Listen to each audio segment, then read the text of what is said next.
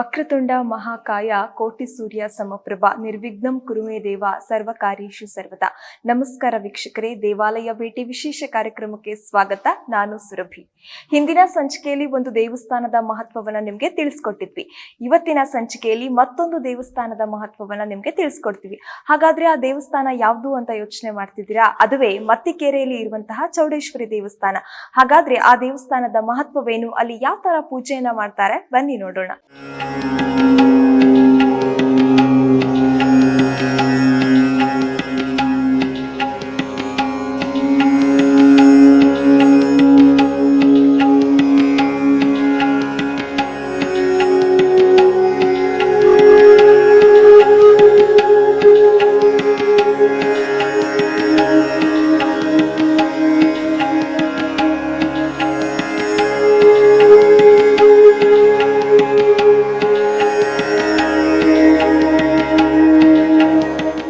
ತನ್ನನ್ನು ಸ್ಮರಣೆ ಮಾಡುವ ಭಕ್ತರಿಗೆ ಶಕ್ತಿಯಾಗಿ ಕಷ್ಟಗಳನ್ನು ನಿವಾರಿಸುವ ದೇವಿಗೆ ಬೆಂಗಳೂರು ನಗರದ ಮತ್ತಿಕೆರೆ ಭಾಗದಲ್ಲಿ ಶ್ರೀ ಚೌಡೇಶ್ವರಿ ಅಮ್ಮ ನೆಲೆಸಿದ್ದಾಳೆ.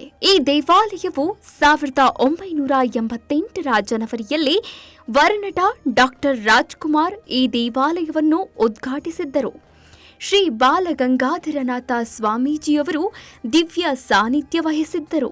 1979ರಿಂದ 1987ರವರೆಗೆ ತಿಪಟೂರಿನ ದಸರಿಘಟ್ಟ ಗ್ರಾಮದಲ್ಲಿ ನೆಲೆಸಿದ್ದ ದೇವಿಯ ಆಜ್ಞೆಯಂತೆ ಮತ್ತಿಕೆರೆಯಲ್ಲಿ ಶ್ರೀ ಚೌಡೇಶ್ವರಿ ಪಬ್ಲಿಕ್ ಮತ್ತು ಚಾರಿಟೇಬಲ್ ಟ್ರಸ್ಟ್ ಮೂಲಕ 1987ರಲ್ಲಿ ಆಷಾಢ ಮಾಸದಲ್ಲಿ ಜೂನ್ 22 ಗುಡಿಸಲು ಕಟ್ಟೆ ದೇವಿಯ ಭಾವಚಿತ್ರವನ್ನಿಟ್ಟು ಧರ್ಮದರ್ಶಿಗಳ ಕುಟುಂಬ ಉಪವಾಸವಿದ್ದು ಕಠಿಣ ವ್ರತಾಚರಣೆಯೊಂದಿಗೆ 9 ದಿನಗಳ ಕಾಲ ದೇವಿ ಮಹಾತ್ಮೆ ಪಾರಾಯಣ ಮಾಡಿದರು.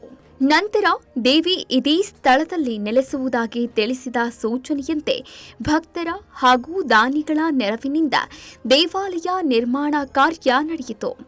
ಆಗಿನ ಮೈಸೂರಿನ ಅರಮನೆ ಶಿಲ್ಪಿ ಸಿದ್ಧಲಿಂಗಾಚಾರ್ಯರ ಶಿಷ್ಯ ಶಿಲ್ಪ ಬಸವಣ್ಣ ಅವರಿಂದ ದೇವಿಯ ಮೂರ್ತಿಯ ಕೆತ್ತನೆ ಕಾರ್ಯ ಮಾಡಿಸಲಾಯಿತು.